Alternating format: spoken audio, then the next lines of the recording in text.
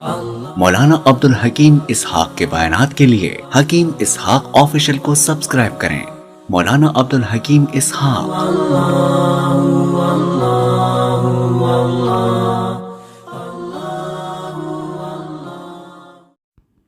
بسم اللہ الرحمن الرحیم نحمده ونصلی ونسلم علی رسولہ الکریم اما بعد فاعوذ باللہ من الشیطان الرجیم بسم اللہ الرحمن الرحیم۔ آج ایک بہت بڑا ہدیہ آپ حضرات کے سامنے پیش کر رہا ہوں۔ یہ وظیفہ ہے بار بار حج اور عمرہ نصیب ہونے کا۔ انشاءاللہ تعالی جو پابندی کے ساتھ یقین کے ساتھ یہ عمل کرے گا، اللہ پاک اس کو بار بار حج اور عمرہ نصیب کرے گا۔ اب کوئی ایسا مسلمان نہیں ہے جو یہ نہ چاہتا ہو کہ میں حج کروں اور عمرہ کروں، بار بار حرمین و شریفین کی زیارت ہو جائے۔ ہر ایک کی یہی چاہت ہے، مرد ہو چاہے عورتیں ہوں۔ تو ایک ایسا مجرب وظیفہ ہے، انشاءاللہ تعالی اللہ پاک بار بار بلائے گا۔ حج کے لیے بھی بلائے گا بار بار، بلکہ ایک سال میں کئی مرتبہ انشاءاللہ تعالی عمرہ کے لیے اللہ پاک بلائے گا، کیونکہ بلانے والا اللہ پاک ہے۔ یہ اللہ پاک کے گھر ہیں، اللہ جسے چاہتے ہیں اپنی طرف بلاتے ہیں۔ ان اللہ یجتبی الیہ من یشاء، اللہ جسے چاہتے ہیں اپنی طرف کھینچتے ہیں، اپنی طرف بلاتے ہیں۔ بلانے والا اللہ پاک ہے۔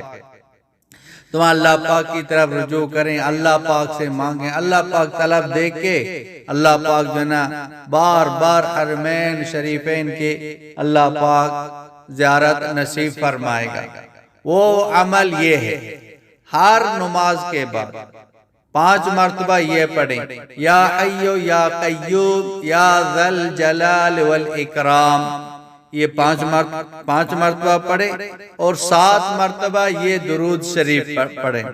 اللہم 7 مرتبہ یہ درود شریف پڑھیں، صلی اللہ علی حبیبہ سیدنا محمد وآلہ واصحابہ وسلم۔ صلی اللہ علی حبیبہ سیدنا محمد وآلہ واصحابہ وسلم۔ 7 مرتبہ یہ پڑھیں، پھر حج اور عمرہ کی زیارت کے لیے خوب دعا کریں ہر نماز کے بعد۔ انشاءاللہ تعالی اللہ پاک ضرور اپنے فضل و کرم سے حج اور عمرہ کے لیے بلائے گا، حرمین شریفین کی زیارت کے لیے اللہ پاک بلائے گا۔ بہت مجرب ہے، یقین کے ساتھ پڑھے، پابندی کے ساتھ پڑھے، اس کو چھوڑے نہیں، بھولے نہیں، اپنا معمول بنا۔ انشاءاللہ تعالی اللہ پاک حرمین شریف کی زیارت نصیب فرمائے گا۔ خود بھی اس پر عمل کریں، اوروں تک یہ پہنچائیں۔